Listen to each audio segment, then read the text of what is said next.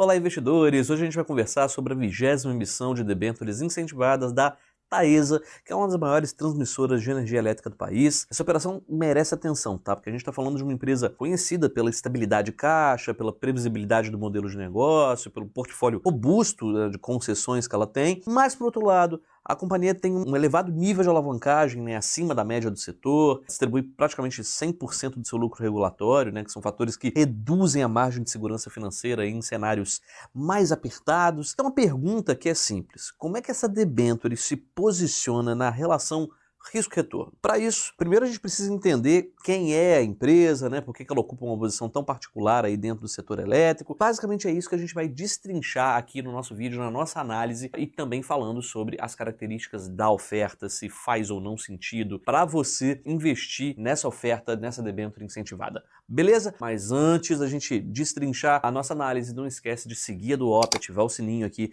para continuar acompanhando todas as nossas análises dessa e outras ofertas para você. A Taesa é uma das maiores empresas de transmissão de energia elétrica do Brasil, tem cerca de 15 mil quilômetros de linhas aí espalhadas pelo país. O negócio de transmissão, ele opera em um regime altamente regulado, né, no qual a empresa recebe a RAP, né, que é a Receita Anual Permitida, que é um pagamento fixo ajustado aí pelo IPCA ou pelo IGPM, independente do volume de energia transmitido. Na prática, o que isso significa? Previsibilidade para você, né, para a empresa, né, de receita, e também uma baixa volatilidade. A receita ela não oscila com a demanda, né, com sazonalidade, com atividade econômica, desde que as linhas, claro, permaneçam disponíveis, e a Taesa entrega índices aí superiores a 99,9% de disponibilidade. A empresa ela também se beneficia de um controle compartilhado entre a CEMIG e a ISA, né, que são dois gigantes do setor. Isso dá uma maior garantia de governança, uma governança forte, acesso a capital, experiência aí na expansão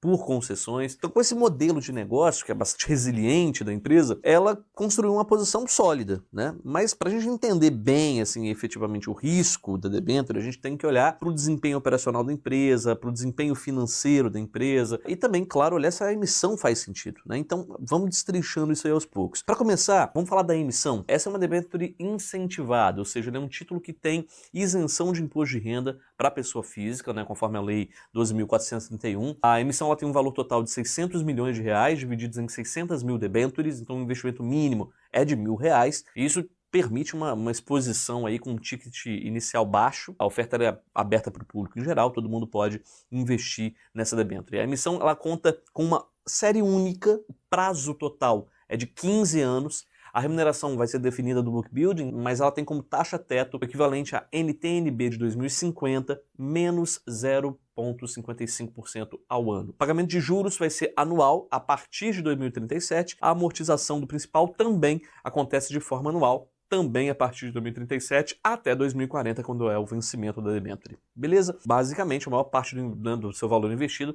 vai ficar aplicada até os últimos anos da operação e então vai te devolvendo essa grana. Beleza? Gostou da estrutura, gostou da remuneração? Todos os recursos líquidos da emissão, eles são destinados a projetos de transmissão elegíveis, aí, enquadrados pela lei, né? E alinhados ao framework verde da Taesa. O prospecto da oferta informa que são um conjunto amplo de iniciativas, né, que somadas envolvem mais de 3 bilhões de reais de investimento, abrangendo desde reforços, modernização, até a implantação de novas linhas, de novas subestações aí em diferentes regiões do país. O valor captado nessas debêntures vai compor parte desse total de investimentos. Alguns desses projetos, vamos colocar aqui na tabela para vocês darem uma olhadinha. Então dá para ver que ela é bem diversificada, combina projetos de reforço estrutural, ampliação de operações, né, que já existentes, distribuídos em diferentes estados do Brasil, né, daí Paraná, Maranhão, Pará, São Paulo. A ideia é que esses projetos ampliem a capacidade de escoamento de energia limpa da empresa. Essa emissão ela tem um rating AAA, atribuído aí pela Moody's. A agência destaca que a escala da empresa, o ambiente regulatório estável, a política financeira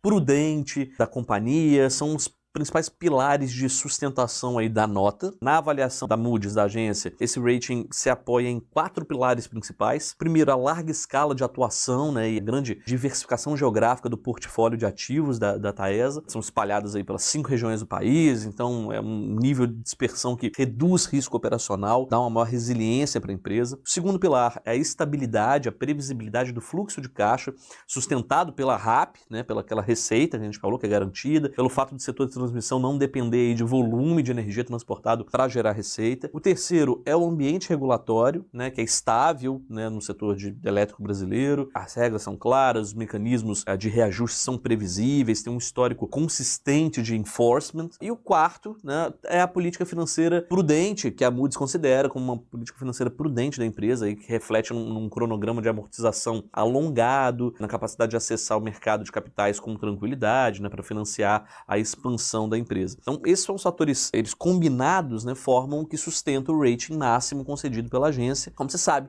uma debênture é um empréstimo, né? Um empréstimo que você faz para uma empresa. Como qualquer empréstimo, pode ser que a gente queira aí alguma garantia, né, de que vai receber. Essa é uma debênture simples, quirografária, ou seja, ela não tem nenhuma garantia real específica. Na prática, isso significa que o investidor não conta com colaterais, como alienação fiduciária, por exemplo, penhor, fiança aí atrelada ao título. Então, em caso de inadimplência da empresa, a dívida não tem preferência nenhuma sobre outros credores. Mas esse é um tipo de estrutura relativamente comum entre empresas do setor, porque é um setor que tem previsibilidade operacional, né, de receita, estabilidade operacional, e isso acaba compensando um pouco essa ausência de garantia. Mas na prática, isso também significa que para você receber o pagamento, você depende da saúde financeira da empresa para te pagar. Então, bora analisar como é que anda a Taesa, como é que anda a saúde financeira da empresa? Antes disso, vale destacar só que essa missão ela não tem covenants financeiros específicos, tá? Então não tem meta de alavancagem, por exemplo, cobertura de juro, limite operacional, nada disso. Em certas estruturas, esses covenants financeiros funcionam como um mecanismo de proteção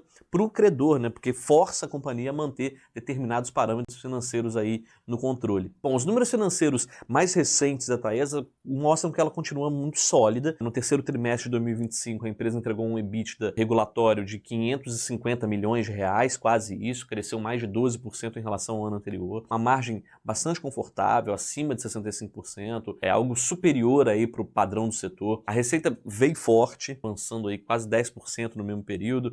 O caixa operacional consistente, né? A margem de geração de caixa aí no segundo trimestre de 2025 ficou perto de 40%, dá quase 3 vezes a média do setor. Isso garante uma certa tranquilidade aí para cobertura de juros, né? Despesas do dia a dia e tudo mais que for necessário nesse curto prazo. A empresa ainda tinha aproximadamente 900 milhões de reais em caixa, né? Então deixa a situação de liquidez bem equilibrada aí no curto prazo. Depois de alguns anos investindo pesado, o CAPEX tende a desacelerar, isso reduz a pressão financeira, ajuda aí numa eventual acomodação natural da estrutura da empresa. Mas, por outro lado, existe um ponto importante no horizonte. Algumas concessões começam a vencer já em 2030. Então, a manutenção da receita regulatória, né, daqui para frente, vai depender exatamente da capacidade da empresa de conseguir renovar esses contratos, participar de novos leilões, compensar esses vencimentos com novos projetos. Ela estima ter aí 3 bilhões de reais em ativos não amortizados, né, que podem ser indenizados aí caso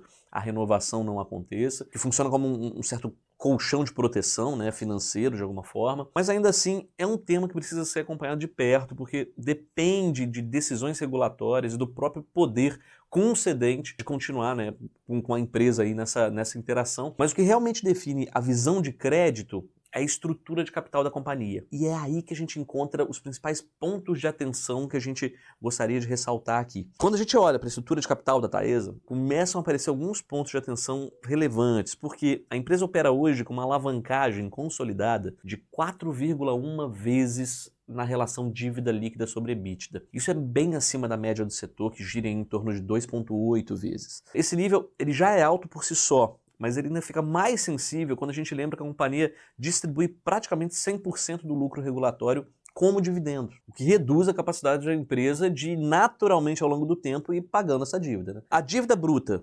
proporcional, ela está aí na casa dos 13,3 bilhões, né, com uma concentração relevante de vencimentos entre 2026 e 2027. A empresa normalmente alonga essas obrigações aí por meio de novas emissões, como essa própria debênture, né, que a gente está vendo agora. Isso vai aliviando aí o curto prazo, né, a dívida de curto prazo, mas mantém sempre a dependência aí do mercado de capitais para a rolagem dessa dívida no futuro. Além disso, o prazo médio de concessões da Taesa é um pouco menor do que de alguns dos seus concorrentes. Isso vai diminuir também um pouquinho a flexibilidade de longo prazo da empresa. Olhando, quando a Moody's faz a simulação de estresse, a empresa ainda tem cerca de 0,8 vezes de folga, a margem, né, de folga antes de atingir seus níveis de alavancagem considerados limites do setor, né, que é em torno de 5 vezes a relação dívida líquida sobre EBITDA. Esse é, inclusive, um dos gatilhos que podem levar a um rebaixamento de rating, né, segundo a própria agência. Se a alavancagem ultrapassar 5 vezes, né, de forma persistente, isso já seria um sinal de alerta. Outros sinais aí possíveis de um rebaixamento de rating seriam um FFO sob dívida abaixo de 20%, atrasos significativos aí na execução de projeto, alguma deterioração da liquidez, tanto por redução de caixa quanto por uma concentração excessiva de dívidas vencendo aí no curto prazo. Hoje nenhum desses gatilhos está efetivamente acionado, tá? Mas eles mostram claramente quais são os pontos que precisam ser monitorados aí no crédito da companhia. Por outro lado, se os projetos em andamento entrarem efetivamente em operação, dentro do previsto, funcionarem bem, tem espaço até para a alavancagem cair para níveis abaixo aí de 3,5 vezes aí já a partir de 2026, e aí sim isso fortaleceria os indicadores de crédito no médio prazo, mas é um grande se. E mesmo assim, em cenários mais adversos, né, como queda forte do EBITDA, por exemplo, ou alta adicional de juros, a cobertura de despesa financeira pode ficar mais pressionada. Então, se a gente olha num campo macroeconômico, por exemplo, a empresa ela é naturalmente sensível a variações de indicadores, né, IPCA, CDI, por exemplo, porque um simples aumento de um ponto percentual na curva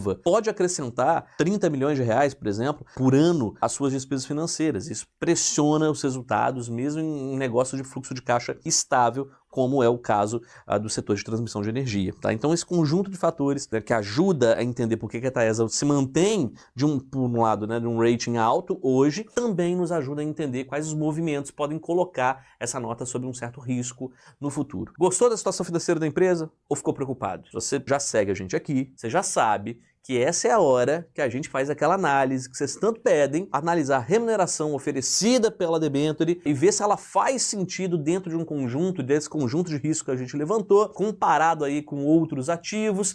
Então é isso que a gente vai ver agora, mas antes, claro, se você não acompanha a gente por aqui ainda, não esquece de seguir o canal, ativar o sininho aí para você não perder nossas análises. E se ficou com alguma dúvida, tá, até agora, manda mensagem aqui embaixo que a gente te responde, beleza? Analisando a remuneração, lembrando, é uma série única, né, com vencimento aí em 15 anos, remunerando no teto a taxa de NTNB 2050 menos 0,55% ao ano. Hoje, a NTNB tem vencimento em 2050, ela está sendo negociada aproximadamente IPCA mais 7%. Considerando um IPCA de 5%, a remuneração seria 12%. Logo, a remuneração dessa debenture ficaria aí em 11,45% ao ano. Legal? Mas vale lembrar que, como ela é uma debenture incentivada, os rendimentos já são líquidos, já são isentos, né, de imposto de renda. Então esse já é o seu rendimento líquido, enquanto na NTNB o investidor pagaria os 15% de IR, então isso reduziria a rentabilidade líquida para algo em torno de 10,2%. Então na comparação direta, essa debenture está com um spread em torno de 1,13% ao ano,